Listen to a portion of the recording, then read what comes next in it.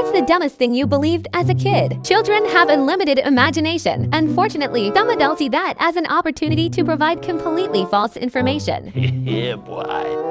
When I was pretty young, probably about 5 years old, I met the Black Power Ranger and got a picture of him signed. In the picture, you could see that he was missing his middle finger, and my mom told me it was because he had flipped his mom off, so she cut it off. I believed it until I was about 20 years old when my mom told me she had lied about it and didn't actually know what happened. Growing up, I told so many people this guy's mom cut his finger off. I believe it actually happened while he was on the show. It was the episode with the pig monster. Okay. His mom must have been a risky bitch to cut off a finger of a Power Ranger. Like, have you seen what they can do? Google says an undisclosed accident when he was 4, so unconfirmed his mom cut it off. Once I was playing with some toys and my mom was talking on the phone to her friend. I guess they were talking about kids growing up and having families someday, cause my mom puts her hand over the phone and asked me if I wanted kids someday and if I wanted boys or girls. I gave it some thought and said that I wanted one boy and one girl. For the longest time after this, I thought that it had been completely decided. Like my mom was just on the phone with whoever you call to place an order for kids, and my order had been finalized. Order within 1 minute for delivery tomorrow. It is there being delivered tomorrow. Hope you baby-proofed your house.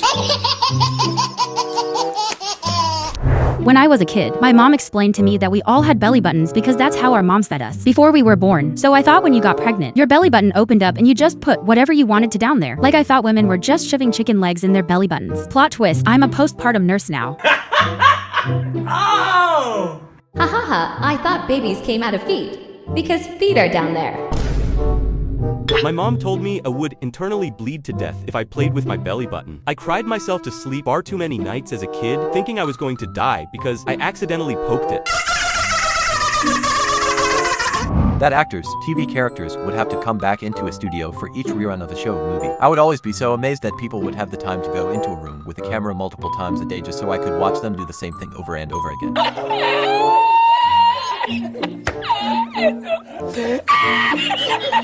I used to think that laugh tracks were somehow real life, like I was hearing everyone else laughing who was watching the same show I was. In hindsight, this is really stupid. Obviously, the sound is coming from the speakers. But growing up, we only had TV at my grandma's place, and I remember laughing really loud when the laugh track came on, so all our neighbors would think I got the joke, too.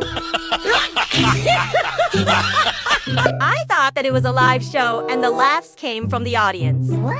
I thought exactly this. It only made sense to me that there were microphones in the speakers, so I convinced my little cousin to make fart sounds into them with me. I didn't know cars have a turn signal lever, so I thought the car knew where we were going. I thought the car would use the arrows to tell my parents where to turn. I thought the same thing. I wondered how the heck the car knew where we were going. My parents didn't tell the car where they wanted to go. I was confused. I believe the exact same thing as well. It didn't help that my dad would tell me that it just knew whenever I asked how the car knew when to turn and which way to point the arrow. My parents would constantly trick me like this. I hated it as someone who just wanted to learn the truth of how things worked. I used to watch my dad go to the ATM, look at the receipt, and get grumpy, frustrated. I knew how bank accounts and ATMs work, but the kid logic part of my brain figured that they also kind of worked like slot machines, in that when you conducted some transaction on them, you got that slip with 3 icons on it. If you got one with 3 cherries, for example, you would take it inside and they would deposit $50 or whatever into your account. I figured he was frustrated because he kept losing all the time. I even asked him a few times when he was looking at the receipt, "Did you win?" And he was like, "No." Dude, I thought ATMs gave out free money. My parents would make a comment saying they're broke, and I would overhear and tell them to go to an ATM. They would look at me like an idiot and realize they were in fact raising an idiot. Oh my God! Wow! My brother and sister thought that checks were free money. My mom would say that we didn't have money for something, and they would ask her why she couldn't just write a check. Years later, I heard Jeff Foxworthy tell a similar joke. "A check? Hell yeah, I can write you a check. I thought you needed money." Bruh. When I was about 4, my older sister told me that since the population of Japan was so high, Japanese people slept sideways on their beds so they could fit more people on every bed. I believed it until I went to a sleepover at 13 and suggested that we sleep Japanese style on the bed so everyone could fit. So many spoons! This is too good.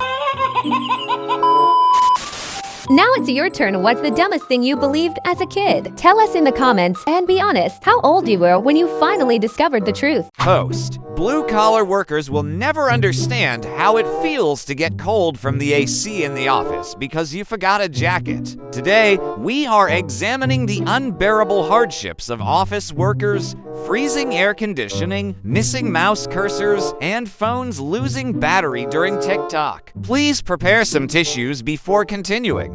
Sometimes my mouse cursor gets lost between 3 monitors. Such a hard life. Sometimes my phone gets low on batteries from watching TikTok and I have to plug it into the charger, and it makes it a little difficult to hold. What the hell? Nothing sucks more than driving home in your winter office outfit while it's 80 degrees outside. No errands will be ran. It's hot. I keep a blankie at my desky. Nice.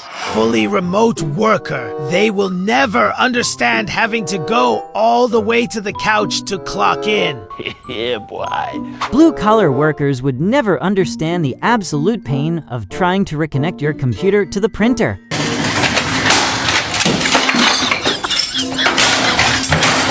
Sometimes my monitors go to sleep mode and I have to move the mouse. It's tiring.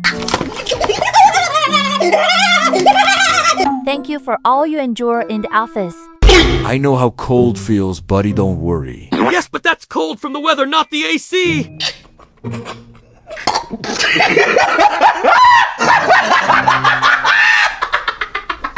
I've worked blue collar in my teens and now work in an office. And blue collar is 100% easier work. Way less stressful and less engaging. You sure?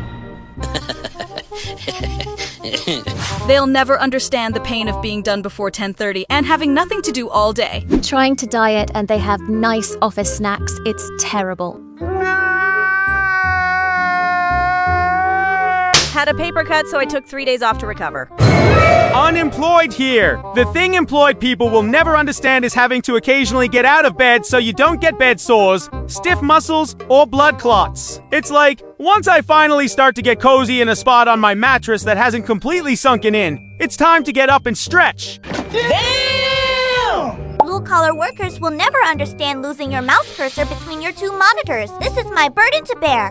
Attic job today, and it's 94 with high humidity. Oh, that's hot. That's hot. Me the other day forgetting my jacket. I only get to work from home twice a week. Blue-collar workers have no idea how tough we have it. Have you ever started typing only to realize you forgot to click on the field first, so you have to type again? Then my earbuds die and I have to scroll on TikTok without sound. Y'all joke, but I genuinely do think that an office job is genuinely a lot harder than the work I do directional boring in certain ways. I get to spend a good punt of time driving and to be outside in nature good and bad, and I get a good amount of physical workouts free with my employment. I actually think I would lose my mind cooped up in an office all day. They don't understand getting a migraine from staring at a computer screen all day. Me walking around the freezing cold Walmart at 7 a.m. in a t-shirt and my work vest. Is it cold? No, it's not cold. Are you cold? No, I'm not cold. Telling my blue-collar man that my butt hurts from sitting for so long. Sometimes I have to get up and walk to the free candy station. My noise-canceling headphones ran out of battery and I had to use the company headset for my tunes. Sometimes I finish work early and then I have to act like I'm working for 2 hours. The agony.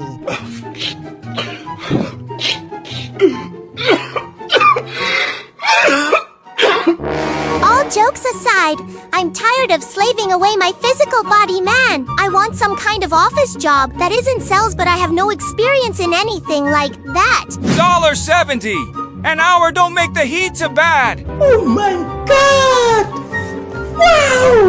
Ingle blue collar ain't even as bad as they make it. This morning me and Mijman talked for an hour before we even started working lol, and we work at a chill pace. Only thing that sucks is you get sweaty during summer and cold during winter unless you work on existing places. Congratulations! You have a foreman that lets you slack off. Not everyone got it like that. Well, BC, when we need to get shit done, we do lol. It's only me and him in a $3 million commercial job RN lol.